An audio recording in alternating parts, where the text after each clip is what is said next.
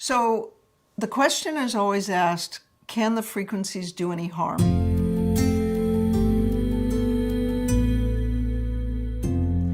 And initially what we found was that if a frequency was not correct, it just went right on through. It didn't do any harm. But over 22 years of using this, there are certain precautions that go with certain frequencies because they are so specific.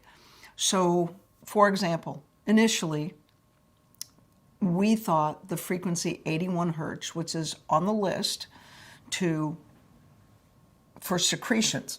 So 81 hertz is the number, and then next to it on the list, it just says secretions. Well, we thought it normalized secretions. So anytime you're treating a tissue, an organ, you want to normalize whatever that organ or tissue secretes. And so that's 1997, that's what we thought was correct.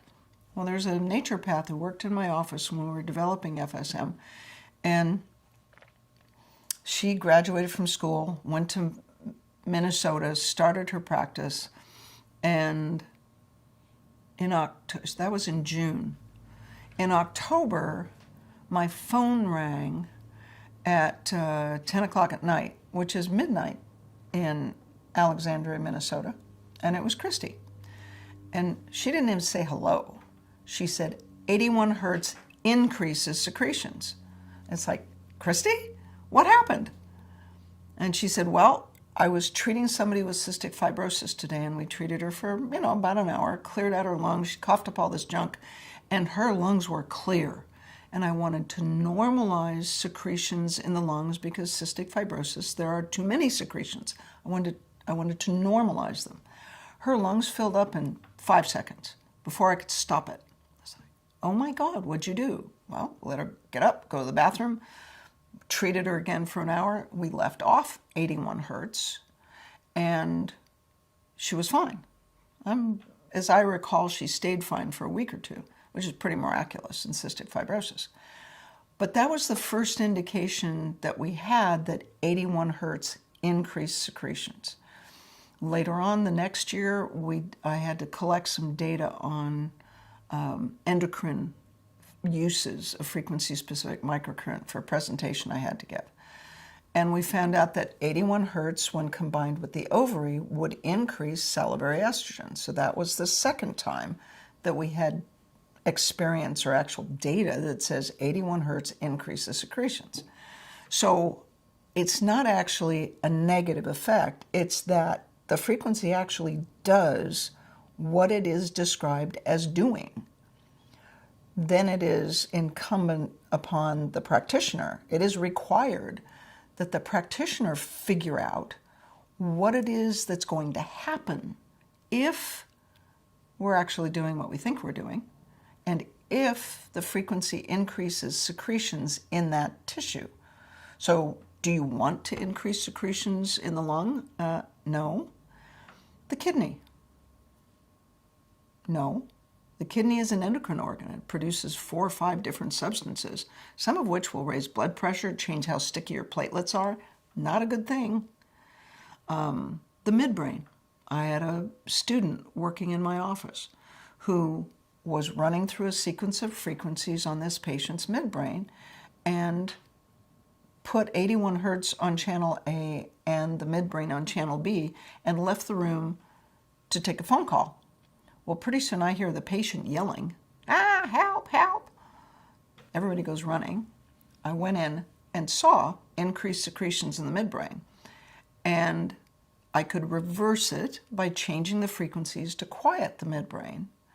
But what happened is the midbrain is where your stress centers are, right? The amygdala, the hippocampus, the stress centers in your brain are in the midbrain.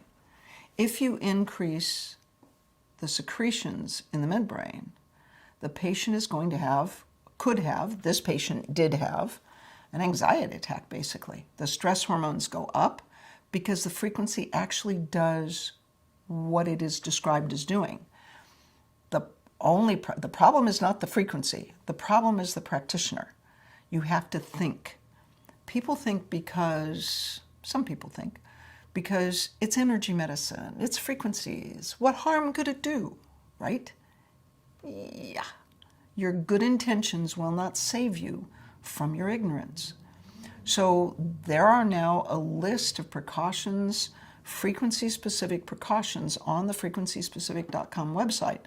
There's probably 25 or 30 of them for things like, okay, these are frequencies you don't want to use. There are specific tissues you don't want to increase secretions in. And I don't say what the tissues are, there's just a number. So if you have a machine and you want to experiment and you got a list off the internet, it's like, yeah, this is a list of frequencies you don't want to mess with. The other one that's really odd is the frequency to reduce inflammation is absolutely the most powerful and useful frequency we have. It is miraculous.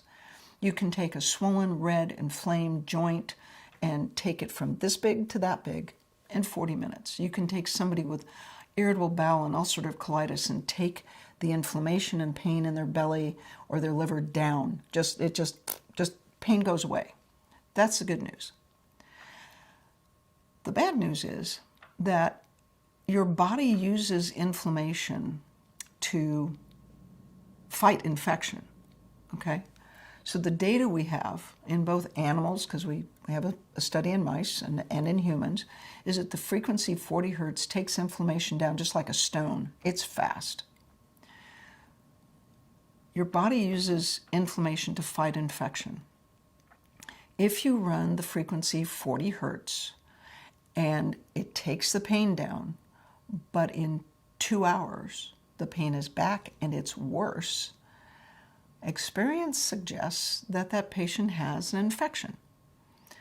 The frequency actually overrides the biological signaling from the infectious agent to the immune system, and the frequency will turn the inflammation off even if there is an infection.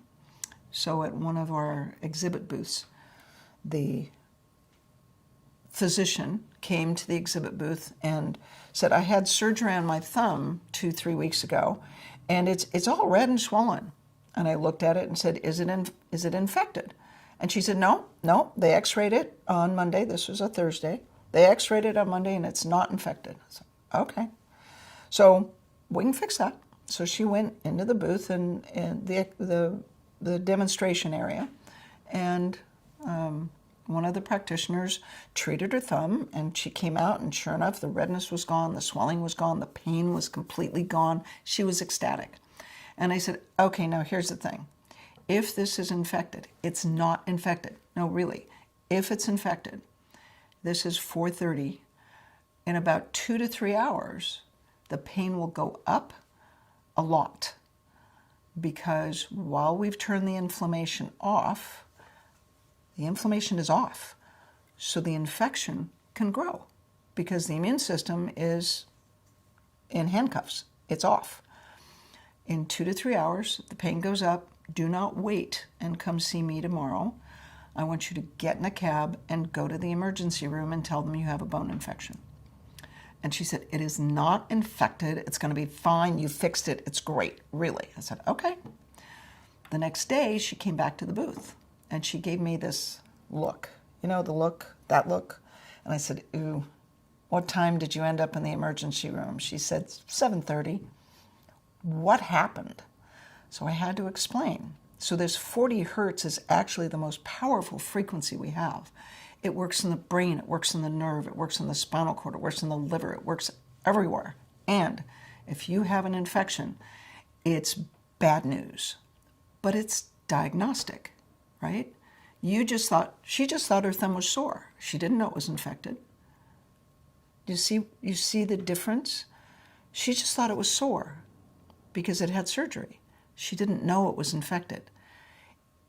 If the infection had gone undiscovered, 80% of the bone would have been eaten away by the infection before anybody figured it out. The fact that we could take the inflammation down and then the pain went up is actually good news, because it allows you to discover that it's infection, not just inflammation.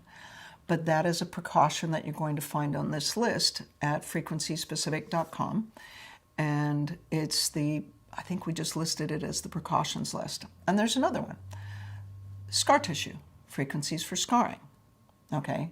When you have scar tissue, it is really good to be able to get rid of it. It helps increase motion, helps things move better. Being able to take out scar tissue is awesome. However, the first time I did it, I used the frequencies on a patient who had had an auto accident 3 weeks before.